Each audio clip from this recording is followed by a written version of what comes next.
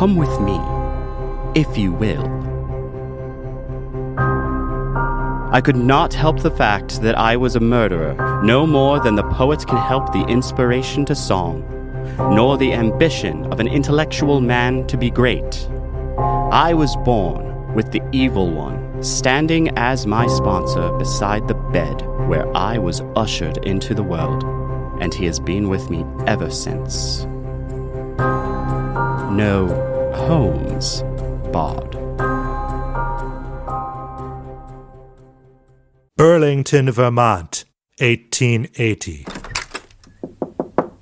Mrs. Brew, you wanted to see me. Yes. Thank you for joining me, Mr. Mudgett. Have a seat. I know you must be busy with your medical studies. As is the life of every future doctor, Mrs. Brew. But it is no trouble. I live right upstairs, after all. Do I not? Of course. You have a home here as long as you pay your rent on time, Mr. Mudgett. I've been here for months now. Can't we nix the formalities? Call me Herman. I appreciate that. But there is still the matter of recent unpleasantries that I'm afraid must be discussed, namely about your roommate, Mr. Ingalls. Call him Fred. I'm sure he would permit you to address him as such. You are the head of this boarding house, after all. Yes, thank you. But I admit order has been hard to come by lately. Whatever do you mean, Mrs. Brew? Well, it's just... There was that skirmish you two had a few weeks back. Yes? You gave Mr. Ingalls a black eye. It's still fresh on the mind. One of our minds, apparently. And it's completely understandable why it would be. I would be happy to revisit that matter with you, Mrs. Brew, but not before, again, expressing my deepest apologies for my fiery side. You see, Mr. Ingalls had been snooping through my belongings, and in a rare heat of passion, it got the better of me. Right. Of course. How did you know he was snooping again? He confirmed as much during our little Donnybrook. But my suspicions arose when I had seen the indentation of an unfamiliar finger. It was nearly fossilized in my personal canister of mustache wax. So you know the size of your roommate's fingers? Mrs. Brew, even you alluded to the fact that I am in school to be a doctor. You don't get into higher education without having a slight obsession over the subject matter, do you? A physician tends to take notice of physical features. How else would I know that you're a size 7, or that you spray your perfume behind your ear and then swab it with a cotton ball dipped in vodka to weaken the scent? Have you been spying on me? It's not always tactful of me to pay such a close mind. I do understand. But the attentiveness serves me well in my trade, and I wouldn't trade it for anything. Of course. Nevertheless, I am sorry for that disturbance. I imagine that as the master of this boarding house, you've grown to be protective of your property. I deeply admire this quality. As a loyal tenant, it helps me feel safe. Surely you can forgive me if your protectiveness has rubbed off on me all the same. The safety of my tenants is my foremost responsibility, Mr. Mudgett. So how exactly would you expect Mr. Ingalls to feel safe here after you assaulted him? Mrs. Brew, I have to ask, what is the reason for wanting to see me? This incident has long been put to rest. It stands to reason, Mr. Mudgett, that there has been a pattern of disturbing behavior, which simply cannot all be dismissed to the fact that you study medicine. And what have I done to contribute to this perception? While cleaning, I discovered an atrocious medicinal odor in your room, and I had to investigate. And even now, at risk of your violent hand, I must inform you that I discovered several flasks of foreign chemicals upon investigation. The stench in your closet was unholy. I think I may understand your concern. Do you? Yes. And it may explain why you've been rather apprehensive, yes?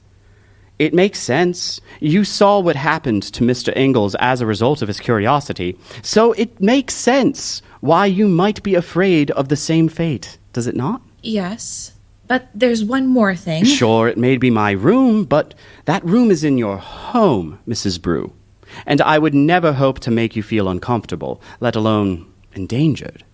I hope that's clear. I will fix this. Thank you, Mr. Mudge. Herman. There's still something horrible I must address. And if that stench is upsetting to you, then that is enough reason for me to ensure each vial is properly sealed before storing them in such a manner. I thank you for your vigilance in keeping me considerate of this household. Shall we shake hands? I still have to ask. I also found a box containing dozens of roofer's nails in that closet. Are they also for your schoolwork? Nails? Oh. No. No, they're not for school. All right. Know what? I'll just say it. Where'd you get the dead baby? I beg your pardon. Don't. I was sweeping the floors, and it wasn't until I approached your bed that I realized the odor of the chemicals had been masking something worse. And when I reached underneath your bed with my broom, I felt something. Yes? What did it feel like? What did it... Something that should be in a cemetery. And not something stowed away in my home. Oh, my. Oh, I'm sorry. In actuality, Mrs. Brew, I wanted to thank you for this assertion because I agree. I do, really. It brings me no joy to express that cadaver examination is simply inherent to the field I study. We need doctors, yes? And the world will have none if the doctors cannot study the human body. Infants are humans too, regardless of what side of the fence you're on about the whole conception versus birth issue. So, wait. You got this cadaver from school? If it were a perfect world, yes. Meaning? Well, cadaver procurement is a rather stiff business, I'm afraid. Come on. Universities don't have enough cadavers for their students. It's true, but it's comforting in a way, no? As if there are more prospective doctors than deaths. But I digress. Yes, you do. Students and even faculty at times resort to their own means of procuring this material, since the government isn't willing to provide it for us. This is the part where you tell me you're a grave robber, isn't it? We prefer the term resurrectionist. They don't charge criminals with resurrection, Mr. Mudgett. But they do charge people who rob baby graves with grave robbing. Well, that is an interesting theory. Theory? And one I will certainly ponder. But in practice, school officials implicitly encourage the act of exhuming graves. Some even do so explicitly. Few cases are ever reported because the police can't find their own asses from a hole in the ground, let alone an expired ass. Mrs. Brew, you weren't considering notifying the authorities, were you? I must confess, after discovering a dead baby under your bed in my home, the thought of alerting the police had crossed my mind once or twice. But no, I haven't. You haven't? Wonderful. That is a perfectly acceptable sentiment, especially regarding such a grisly matter. And it makes me admire your decision to have not called the authorities even more. You don't say. Of course. Your wisdom in confronting solely me wields a double-edged sword. You're advancing science, and in letting bygones be bygones, you're quelling these so-called grave robbings. How on earth do you figure? Think about it. If doctors had more bodies for practice, the people having their graves ransacked may not have died in the first place. I don't have time for this. And to be frank, our economy is missing out on quite the lucrative opportunity. Rather than incarcerating academics and physicians, why not instead legalize exhumation? It'd be a gold mine of an industry. I find it harrowingly untoward to be lectured on industry at a moment like this. Why you would ever think that your response to being confronted with a dead baby in your room should include talk of digging up more corpses. It was Hippocrates who said, "Healing is a matter of time, but it is sometimes also a matter of opportunity." So you shoved a baby's corpse under your bed. You see a corpse. I see material. When you see grave robbing, I see a market deficiency being strategically addressed. It may be difficult to fathom, Mrs. Brew, because these are hard but exciting times in our great country. That's why smart people like you and me have the gumption to pull our bootstraps and extract opportunity. Am I correct? I would really appreciate it if you'd minimize comparison to each other at this time. I merely mean to convey that you, as a landlady, have found a means to profit off of people trying to exist. I, however, simply profit off of people once they're dead. We're not criminals, just capitalists. Two sides of one coin, one hand washing the other, and life goes on. I really do not have time for this. Then shall we bury the hatchet, Mrs. Brew? I know I may not have the best track record, but I promise to bury that hatchet anywhere but underneath my bed.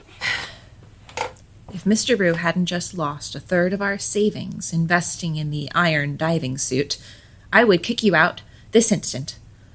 But should I see another cadaver in your possession, I will have to seriously consider the possibility of your eviction, even if your rent is on time. Understood, Mr. Mudgett? Understood. Humor me, Mr. Mudgett. I understand you aren't straining your eyes to see silver linings during storms. You see capital. You see opportunity. And you see it within your studies. I do. But I must ask, what do you see of the weeping parents who laid their infant child to rest? Or their grieving that surely continues to this day? Do you see that when you procure your material? What do you truly see when confronted about the rotting corpse of an infant in one of my rooms, placed there by you? What do you see? Something that is mine.